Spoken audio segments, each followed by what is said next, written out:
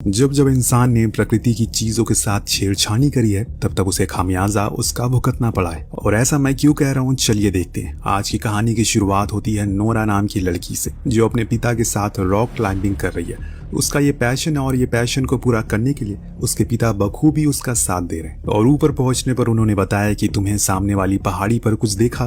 तो नोरा ने कहा कि नहीं, वहां ऐसा क्या है। उन्होंने जवाब में कहा कि वहां पर शायद तुम्हें ट्रॉल्स दिखे, वो शक्तियां जो आज से कई साल पहले विलुप्त हो चुकी हैं, पर कुछ लोगों का मानना है कि उन्हें आज भी देखा जा सकता है। दरअसल एक रोज की बात है जब सारे ट्रोल यानी कि कुछ ऐसे क्रिएचर जो कि बौने होते हैं, जब वो सभी पार्टी करके घर लौट रहे थे तो उन्हें पता ही नहीं चला कि कब सुबह हो गई। और जैसे ही उन पर सूरज की किरणें पड़ी वो सभी पत्थर के बन गए और गायब हो गए। अगर तुम अपनी मन की आंखों से देखोगी तो वो तुम्हें सामने वाले पहाड़ पर जरूर दिखेंगे। अपने पिता की बात को मानते हुए नोरा ऐसा करती है, पर उसे ऐसा कुछ दिखाई नहीं देता। लेकिन हाँ, हम जरूर कुछ आकृतियों को देख पाते हैं जो कहीं न कहीं हॉल की बातों को सच साबित कर रहे थे। अब यहाँ से सीन शिफ्ट होता है 20 साल आगे, जब हम एक कंस्ट्रक्शन कंपनी को टनल की खुदाई करते हुए पाते हैं। लेकिन बाहर खड़े कुछ प्रदर्शनकारी उन्हें ऐसा करने से रोक रहे थे, क्योंकि उनका कहना है कि ऐसा करने पर वो लोग पहाड़ों को चोट पहुंचा रहे हैं, क्योंकि उनके अंदर भी जान होती है। लेकिन कंपनी का लीडर उनके सामने ही विस्फोट कर देता है। लेकिन उसके कुछ ही देर बाद मानो कुछ भयानक चीज आगे बढ़ने लगती है। उसके कदमों की आवाज से जितने भी वर्कर थे सबके सब उस साइड को छोड़कर भाग जाते हैं, क्योंकि आधी से ज्यादा टनल गिर चुकी थी। यह हादसा इतना बड़ा था कि शहर के जनरल को भी इस बारे में इत्तला किया जाता है। जो कुछ साइंटिस्ट की रिसर्चर की टीम थी साथ में मीटिंग में बैठते हैं, जिसमें हम नोरा को भी देख पाते हैं, क्योंकि अब वो एक बड़ी डायनोलॉजिस्ट बन चुकी है। उसका काम है डायनासोर की प्रजातियों की खोज करना और पता लगाना कि आखिर उस दिन ऐसा क्या हुआ था जिसे एक ही बारी सारे लोग विलुप्त हो गए। खैर, जनरल इस बारे में सभी से बात करते हैं। कुछ का कहना था कि शायद धमाके की वाइब्रेशन के कारण जमीन धंस गई होगी, कुछ का कहना था कि शायद भूकंप आया होगा जिसके कारण जमीन खिसक चुकी है। पर नोरा साफ साफ कहती है कि आप लोगों को दिख नहीं रहा है कि वो किसी के फुटप्रिंट है। अब उसकी यह बात सुनकर सभी लोग उस पर हंसने लगते हैं। इतने में वहां पर एक लड़की आकर उन्हें एक वीडियो दिखा दी है, जिसमें यह साफ दिख रहा था कि जिस समय पर यह हादसा हुआ उसी समय कोई बड़ा सा दायित्व उस जगह से बाहर निकला, जंगलों के रास्ते में चला गया, पर साफ साफ दिखाई नहीं दे रहा है। उसकी इस वीडियो ने सभी के मन में एक अंदेशा डाल दिया कि आखिर ये चीज क्या है। सीन शिफ्ट होता है एक ओल्ड कपल पर, जो आराम से वादियों के बीच में अपना समय बिता रहे थे। तभी उन्हें ऐसा महसूस हुआ मानो जैसे धरती कांप रही है, हर चीज गिरकर टूटने लगी। इसीलिए वो फौरन घर में बने तय खाने में जाकर छुप जाते हैं। पर जब बाहर निकले तो देखा कि उनका घर तो है ही नहीं। ऐसा लग रहा है कि मानो कोई उसे अपने साथ ले गया। इस चीज की खबर बाहर स्टेट डायरेक्टर को दी जाती है, जो नोरा को भेजते हैं तहकीकात करने के लिए। इस दौरान कैप्टन होलम उसे बताते हैं कि शायद कोई बहुत बड़ा जीव था जो बस कुछ ही देर के लिए आया और समुद्र के रास्ते से तबाही मचाकर जंगल में कहीं चला गया।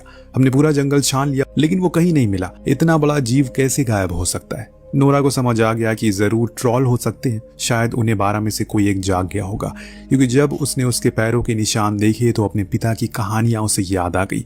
हालांकि उसे इन चीजों पर यकीन नहीं है, लेकिन जब सब कुछ उसके सामने है तो उसे भी यकीन करना ही पड़ा। उसी को खोजने के लिए ये लोग उस जगह के आसपास सारी जगहों को थर्मल पावर से भी चेक करते हैं, पर कुछ भी ऐसा निशान नहीं मिला जिससे ये साबित हो सके कोई यहाँ पर आया था। अब नोरा को अपने पिता के घर जाना पड़ा, जो पहाड़ों के बीच में रहते थे और अपने काम को लेकर इतना फोकस्ड है उन्हें अपना कुछ ख्याल नहीं था। यहाँ तक कि वो अपनी पैंट तक पहनना भूल गए थे। पर उन्होंने इस बीते सालों में सिर्फ ट्रॉल के ऊपर रिसर्च की, इसीलिए नोरा को लगा कि उन्हें बेहतर इस केस के बारे में और जानकारी ले सकती है। जब ये सभी उनके घर में घुसे तो चारों ओर बस ट्रॉल की तस्वीरें, पेपर कटिंग और कुछ नाजीज के टाइम के आर्टिकल छपे थे, जो देख नोरा का साथी तो हंसने लगा कि आपको सच में लगता है कि ट्रॉल जैसी चीज एग्जिस्ट करती है? वो सुन वो गुस्सा हो गए, पर नोरा उन्हें शांत करवा दिया और फिर वो वीडियो दिखाया जिसमें हल्की सी झलक देखी गई थी। उनका कहना था कि ऐसा कुछ 20 साल पहले हुआ था और मैंने इस बारे में शहर के लोगों को बताना भी चाहा, लेकिन उन्होंने मुझे पागल समझा और शहर से भगा दिया।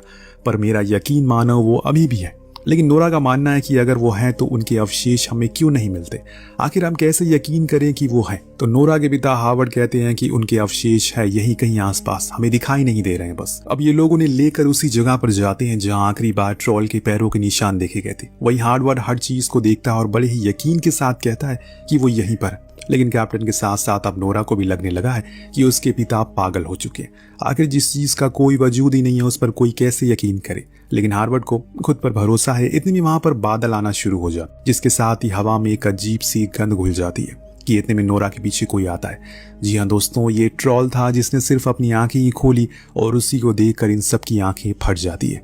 वो उसी पहाड़ पर सो रहा था, लेकिन इन लोगों ने उसे नींद से जगा दिया और वो अपने पैरों पर खड़ा हो गया है। ये लोग जल्दी से हेलीकॉप्टर में बैठकर वहां से भाग जाते हैं। जब इस चीज की वीडियो हर तरफ फैल जाती है तो लोग में डर पैदा होता है। इंटेल सर्विस को भी अब नोरा की बातों पर यकीन हो गया है, ये भी कि वो मान गए कि वो बड़े पैरों वाले निशान वाला यही दायित्व था।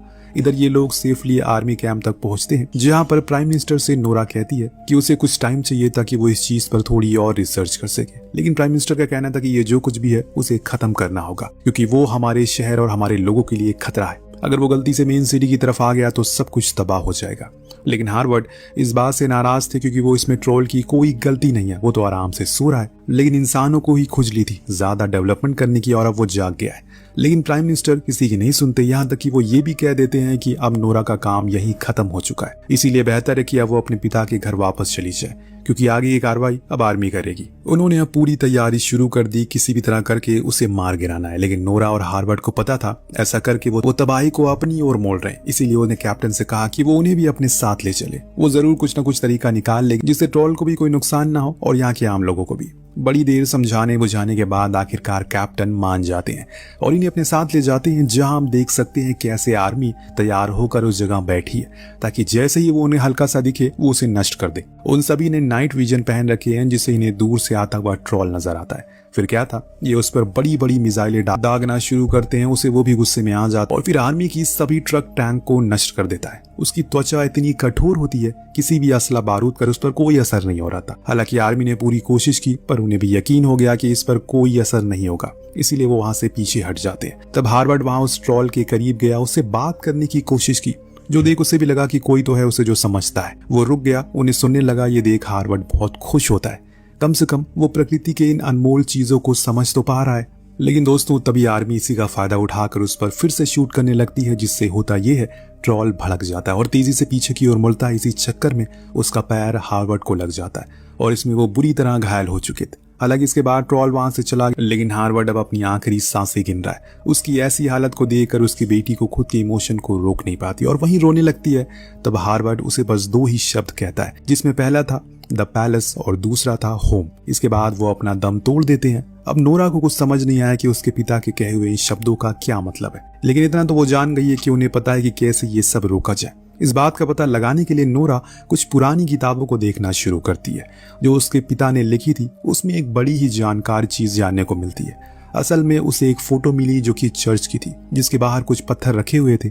वहां के लोगों का मानना था कि ट्रोल को चर्च में बजने वाली घंटियां बिल्कुल पसंद नहीं है और इसीलिए वो हमेशा उस पर पत्थर फेंका करते हैं, जो लोगों को आज भी इकट्ठा करके रखती है।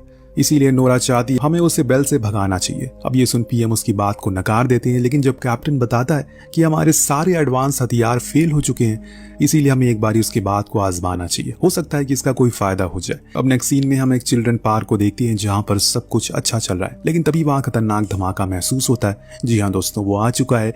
उसे रोकने के लिए आर्मी भी वहां पहुंच गई, लेकिन इस बारी वो हमला नहीं करते, बल्कि उन्होंने अपने हेलीकॉप्टर के नीचे बेल लगाए हुए हैं, जिसकी आवाजों से ट्रोल परेशान हो जाता है और सब कुछ तोड़ने फोड़ने लगता है। उन्हीं में से एक हेलीकॉप्टर जब एक बच्चे के ऊपर गिरने वाला था, तभी ट्रोल ने उसे रोक लिया, जो इस बात का गवाह देता है कि वो किसी भी मासूम इंसान को नुकसान नहीं पहुंचाना चाहता, बल्कि बस वो यहाँ से कहीं दूर खुशी जीना चाहता है। लेकिन अब तो पूरे शहर में पैनिक फैल चुका है। लोग अपने घरों से बाहर निकलने में डर रहे हैं, मिलिट्री पर सवाल उठ रहे हैं, इसीलिए अब सभी के ऊपर बहुत ज्यादा प्रेशर है। कई घंटों की खामोशी के बाद आखिरकार ये फैसला लिया जाता है कि उन्हें शहर को खाली करवाना पड़ेगा, क्योंकि अब परमाणु हथियार से ही उसे खत्म किया जा सकता है। लेकिन नोरा इस बात से सहमत नहीं थी, उसे कुछ मिसिंग लग रहा है। तभी उसे अपने पिता के कहे गए आखिरी शब्द याद आते हैं, जिसे पता लगाने के लिए वो सीधा द रॉयल पैलेस गई, जहां किंग और पीएम ने उन्हें अंदर आने की अनुमति दे दी, क्योंकि वो उसके पिता को जानते थे। जब नोरा ने बताया कि उन्हें इस पैलेस को खाली करना होगा क्योंकि उनके ऊपर शायद खतरा है, तब उस शख्स ने बताया कि इस बारे में उन्हें पहले से पता है। दरअसल यहाँ पर 1000 साल पहले एक पहाड़ी राजा इंसानों के बीच रहता था, जिसकी सभी पूजा करते थे। लेकिन प्रिंस सेन को ये चीजें पसंद नहीं थी, क्योंकि वो चाहते थे कि सब लोग जीसस के सामने प्रे करें। इसीलिए उन्होंने एक करके सभी ट्रोल के परिवार वालों को खास तरीके से मरवा दिया, फिर उनके अवशेष यहाँ रख दिए, जिसकी तलाश में तुम्हारे पिता हमेशा से थे। जब नोरा उस जगह पर बने एक तहखाने को देखती है तो उसके होश उड़ जाते हैं। वहां पूरे ट्रोल के परिवार के कंकाल पड़े थे और इसके बाद पीएम ने बताया कि जमाने के प्रिंस ने सिर्फ एक बच्चे को छोड़ दिया था, हो सकता है कि वो अब बड़ा हो गया और अपने घर वापस लौटने की कोशिश कर रहा हो। इस बीच नोरा उन कंकालों को देखने के लिए उस पर टॉर्च मारती है तो वो पत्थर के होने लगते हैं, जिससे उसे अपने पिता की कही हुई बात याद आती है, कैसे वो सूरज की किरणों के संपर्क में आते ही पत्थर के बन जाते हैं, यानी कि रोशनी उनकी दुश्मन और अंधेरा उनका दोस्त है। अब उसका साथी कहता है कि हमें तो उसे कई बार रोशनी में भी देखा। तब नोरा कहती है कि नहीं, उस समय सूरज नहीं था, घने बादल थे। अब उसने फौरन कैप्टन को इत्तिला किया और बताया कि उन्हें जितनी जल्दी हो सके शहर में यूवी रेज लाइट लेकर आनी होगी और ये सब खत्म हो सकता है। लेकिन वहीं दूसरी ओर पीएम ने जब देखा कि अब शहर की ओर वो बढ़ रहे हैं तो उसे परमाणु बम के लिए आदेश दे दिए, जिसके लिए एक फ्लाइट टेक ऑफ कर गई। जब इस बारे में कैप्टन को पता लगा तो उसने उस जेट के पायलट से कहकर थोड़ी देर के लिए डिले करवा दिया, इससे पहले कि वो उस आइडिया को टेस्ट करना चाहते हैं। यहाँ कैप्टन को भरोसा है नोरा पर, जरूर उसने कुछ सोच समझ कर ये बोला होगा। अब जब ट्रॉल तेजी से पैलेस की ओर आ रहा है क्योंकि वहां उसका घर है, इधर ये दोनों एक कार पर ट्रॉल के एक परिवार के शख्स का कंकाल लेकर बाहर आते हैं, फिर उसी के सामने से लेकर उसे गुजरते। लेकिन इनकी किस्मत इतनी बुरी थी कि वो कंकाल इनकी कार से गिर जाता है, फिर हाथ लग जाता है ट्रॉल के, जिसको वो बड़ी ही सहजता से उठाता है और देखने लगता है जरूर ये उसका कोई करीबी होगा, क्योंकि इसके बाद तो मानो वो पूरी तरह से पागल ही हो जाता है। वो उनकी कार के पीछे पूरे गुस्से में भाग रहा था और इसी का फायदा उठाकर नोरा उसे शहर से बाहर लेकर आ गई, जहां पर कैप्टन ने पहले से ही सारी लाइट को लगा रखा था, जिसे ऑन करते ही वो तड़पने लगता है और फिर धीरे धीरे करके पत्थर में तब्दील होना शुरू हो जाता है। लेकिन तभी अचानक से बीच में नोरा को उसके लिए बुरा लगता है, लाइट को बंद कर देती है और कहती है कि जितना हमें जीने का हक है उतना उसे भी है। जिससे उसके पिता ने उसे बात करने की कोशिश की थी, वो भी वैसे ही बात करती है और बोलती है कि उसे यहाँ से वापस पहाड़ों में चले जाना चाहिए, वरना ये लोग उसे मार देंगे। वो उसके सामने हाथ जोड़ती है, ट्रॉल भी समझ गया, पर तभी दोस्तों सुबह हो जाती है और सूरज की किरणें देखते ही देखते वो पत्थर में तब्दील होने लगता है। इस बदलाव में उसे बहुत ही ज्यादा तकलीफ हो रही थी, जिस चीज को नोरा महसूस कर सकती है, लेकिन अब वो कुछ कर नहीं सकती क्योंकि ट्रॉल का अंत करीब है। वो कुछ ही पलों में पत्थर की मूर्ति बन जाता है और नोरा उसके करीब गई, उसे माफी मांगी क्योंकि वो उसे बचा नहीं सकी, उसकी आंखों में आंसू थे, लेकिन वो कुछ कर नहीं पाई। कुछ देर में वहां पीएम का काफिला आता है, जिसमें से पीएम बाहर आकर नोरा से बोलते हैं कि उसके पिता की सारी कहानियां सच थी, लेकिन नोरा कुछ नहीं कहती और बिना कुछ बोले वहां से चली जाती है और इसी के साथ ये कहानी यहीं पर खत्म हो जाती है। वेल, आपको कहानी कैसी लगी हमें कमेंट करके जरूर बताएगा। मिलते हैं अगली वीडियो में। Thank you so much for watching.